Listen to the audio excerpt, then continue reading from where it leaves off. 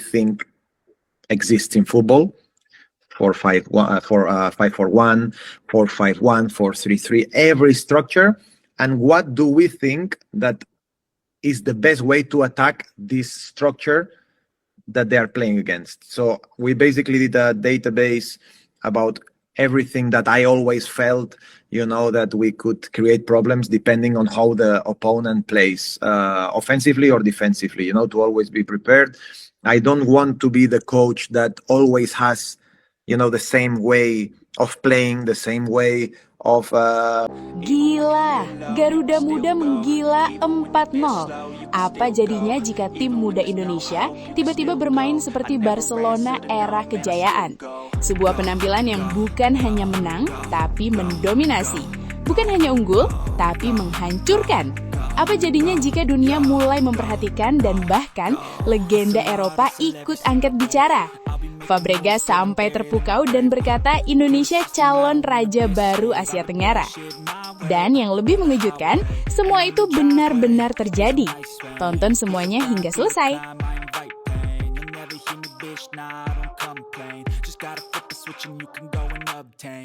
Serta beberapa berita Timnas Indonesia hari ini. Selengkapnya hanya di Zona Timnas Indonesia.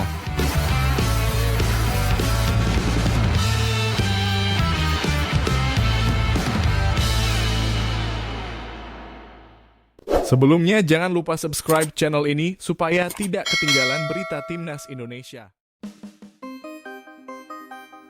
2 gol, air mata, dan doa. Kisah haru Putu Ekayana bukan hanya soal gol, bukan hanya soal skor, tapi tentang perjuangan, pengorbanan, dan cinta yang tak pernah hilang. Pahlawan Garuda Muda persembahkan kemenangan untuk kakek neneknya. Simak semua kisahnya. Siapa sangka, seorang bek tengah posisi yang identik dengan bertahan, justru menjadi bintang di lini depan.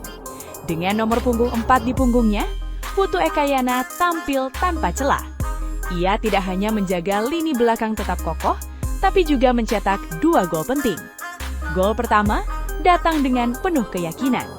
Gol kedua memastikan dominasi. 2 gol, 2 momen magis, dan 1 malam yang tak akan pernah ia lupakan. Bagi banyak orang, ini adalah malam sempurna. Menang besar, menjadi pahlawan, dipuji banyak orang. Namun bagi Putu Ekayana, malam itu terasa berbeda. Ada perasaan haru yang tidak bisa dijelaskan, ada rindu yang tiba-tiba datang di tengah euforia kemenangan. Karena bagi dirinya, kemenangan ini bukan hanya untuk tim. Dalam wawancara setelah pertandingan, kata-kata yang keluar dari mulutnya begitu sederhana, namun begitu dalam. Ia berkata bahwa kemenangan ini ia persembahkan untuk keluarga, untuk orang-orang yang selalu mendukungnya meski dari jauh. Dan kemudian, ia menyebut 2 sosok yang membuat banyak orang terdiam, kakek dan neneknya. Orang yang sudah tiada, namun cintanya tetap hidup dalam dirinya. Bayangkan itu, di usia 16 tahun, di tengah tekanan pertandingan besar, ia masih mengingat dan mempersembahkan segalanya untuk mereka. Ini bukan sekedar sepak bola, ini adalah cinta, ini adalah kenangan, ini adalah alasan mengapa ia berjuang. Apa yang ditunjukkan Putu Ekayana bukan hanya soal skill, tapi tentang mentalitas. Di usia muda, ia sudah memahami arti tanggung jawab. Ia tahu bahwa perjalanan masih panjang, dan ia tidak terlena. Setelah pertandingan, ia justru berbicara tentang kekurangan tim. Ia mengatakan bahwa tim harus lebih matang, lebih fokus, dan segera memperbaiki kesalahan. Sikap seperti ini adalah tanda dari pemain besar di masa depan. Perjalanan Timnas Indonesia U17 di Piala AFF U17 2026 belum selesai. 2 laga berat sudah menunggu di depan, melawan Malaysia U17 dan menghadapi Vietnam U17. 2 tim kuat, 2 rival serius, dan 2 pertandingan yang akan menentukan apakah Garuda Muda benar-benar siap terbang lebih tinggi. Kini, seluruh mata tertuju pada tim ini. Dan tentu saja pada sosok seperti Putu Ekayana. Bisakah ia kembali tampil luar biasa? Bisakah ia kembali menjadi pembeda? Atau justru tekanan akan menjadi tantangan tersendiri? Namun, jika melihat mentalitasnya, satu hal terasa pasti. Ia tidak bermain hanya untuk menang. Ia bermain untuk sesuatu yang lebih besar. Kisah Putu Ekayana mengingatkan kita bahwa di balik setiap pemain ada cerita, ada keluarga, ada kenangan, ada alasan untuk terus berjuang. Dan malam itu, di bawah lampu stadion yang terang, seorang anak muda membuktikan bahwa mimpi bisa menjadi nyata dan cinta bisa menjadi kekuatan terbesar. Menurut kalian, apakah Putu Ekayana akan kembali jadi pahlawan saat melawan Malaysia? Dan sejauh mana timnas Indonesia U17 bisa melangkah di turnamen ini? Tulis pendapat kalian di kolom komentar. Jangan lupa like, share, dan subscribe, karena kisah luar biasa ini belum selesai.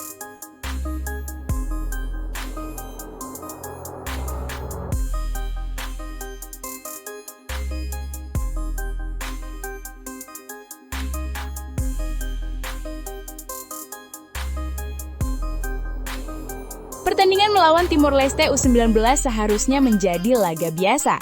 Namun yang terjadi di lapangan benar-benar di luar dugaan. Timnas U17 Indonesia tampil seperti badai yang tak terbendung. Skor akhir 4-0. Tapi percayalah, angka itu bahkan tidak sepenuhnya menggambarkan dominasi yang terjadi. Sejak menit pertama, Indonesia langsung menekan, tidak memberi ruang, tidak memberi nafas. Dan hanya dalam hitungan menit, ledakan pertama terjadi. Nama pertama yang mencuri perhatian adalah Putu Ekayana. Di menit ke-6, gol. Sebuah penyelesaian cepat yang membuat lawan terdiam. Belum sempat bangkit, menit ke-17, gol lagi. Brace kilat, 2 gol dalam waktu singkat. Dan stadion langsung bergemuruh. Lalu datang giliran Rido di menit ke-36. Dengan ketenangan luar biasa, ia menambah penderitaan lawan. 3-0. Dan sebelum babak pertama berakhir, Dava Yuna menutup pesta. Gol di menit ke-42. 4-0. 4 gol. 4 momen euforia, dan satu pesan yang sangat jelas. Indonesia datang bukan untuk bermain-main. Yang membuat kemenangan ini begitu spesial bukan hanya skor, tapi cara mereka bermain. Umpan-umpan pendek yang cepat, pergerakan tanpa bola yang cerdas, serta keberanian untuk terus menyerang. Semua itu menunjukkan satu hal. Ini bukan sepak bola biasa. Ini adalah sistem. Dan di balik sistem itu ada sosok penting. Dialah Kurniawan Dwi Yulianto, legenda hidup Indonesia yang kini membuktikan bahwa dirinya bukan hanya hebat sebagai pemain, tapi juga sebagai pelatih. Taktiknya berani, gaya bermainnya modern, dan yang paling penting, efektif. Ia tidak hanya membangun tim, ia membangun identitas. Dan inilah bagian yang membuat dunia benar-benar terkejut. Pujian datang langsung dari sosok kelas dunia, Cesc Fabregas. Pelatih dari Como FC ini secara terbuka mengaku terpukau. Ia bagian menyebut permainan Indonesia sebagai simfoni sepak bola modern. Sebuah kalimat yang sangat kuat. Ia melihat sesuatu yang berbeda, sesuatu yang spesial. Menurutnya, gaya bermain Indonesia mengingatkannya pada filosofi tiki-taka. Cepat, mengalir, indah. Bukan hanya efektif, tapi juga enak ditonton. Tidak berhenti di situ. Cesc Fabregas bahkan memberikan prediksi berani. Ia mengatakan bahwa masa depan sepak bola Indonesia sangat cerah. Para pemain muda ini dianggap memiliki teknik tinggi, kecerdasan bermain, mentalitas kuat, dan jika terus berkembang, Indonesia bisa menjadi kekuatan besar di dunia. Bayangkan itu, dari Asia Tenggara menuju panggung global. Namun, perjalanan belum selesai. Tantangan berikutnya jauh lebih panas. Indonesia akan menghadapi rival abadi, Malaysia U17. Ini bukan sekedar pertandingan, ini adalah duel gengsi, pertarungan sejarah, dan pembuktian dominasi. Setiap pertemuan Indonesia versus Malaysia selalu penuh emosi, dan kali ini tensinya akan berlipat ganda. Dengan performa yang sedang menggila, harapan publik Indonesia pun melambung tinggi. Semua bertanya, apakah Garuda Muda bisa mengulang keajaiban? Apakah mereka bisa kembali tampil dominan? Atau justru tekanan akan menjadi ujian berat? Satu hal yang pasti, tim ini tidak lagi dianggap remeh. Mereka kini diperhitungkan, mereka kini ditakuti. Dari kemenangan 4-0 yang menggetarkan hingga pujian dari legenda dunia, semua mengarah pada satu kesimpulan. Indonesia sedang bangkit, bukan perlahan, tapi dengan cara yang luar biasa. Dan dunia mulai menyadarinya. Menurut kalian, apakah timnas U17 Indonesia bisa mengalahkan Malaysia? Dan sejauh mana Garuda Muda bisa melangkah di turnamen ini? Tulis pendapat kalian di kolom komentar. Jangan lupa like, share, dan subscribe, karena cerita besar ini baru saja memulai.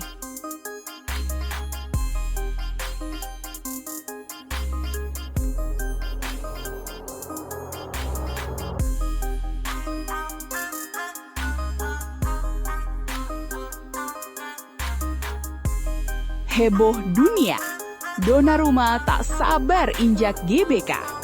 Sebut timnas Indonesia mengerikan dan siap guncang Italia. Di tengah gemuruh itu, berdiri salah satu penjaga gawang terbaik dunia, Gianluigi Donnarumma.